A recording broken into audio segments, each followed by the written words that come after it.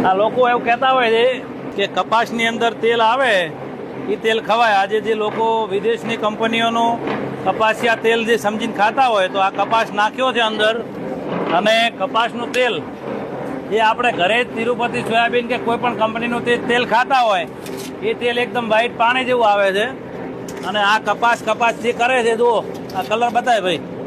આ કંકુ જેવો કલર આ કપાસનું કાયદેસર પશુઓ માટે છે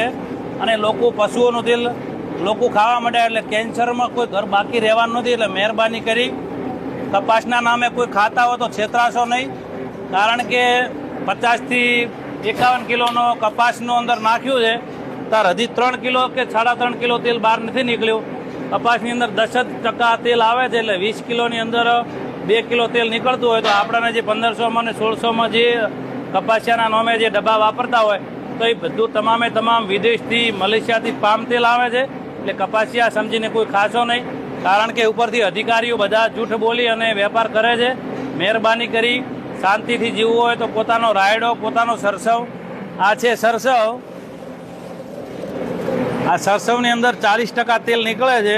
તો છતાંય 2800 રૂપિયામાં 15 કિલોનો ડબ્બો પડતો હોય એના 1600 રૂપિયામાં કપાસિયાના નામે જે ઉલ્લુ બનાવતા હોય તો હજી સાવચેતીથી જીવનમાં સુખી થવું હોય તો બદલાવ લાવી દેજો, નહીતર કેન્સરના ભરડામાં કોઈને બાકી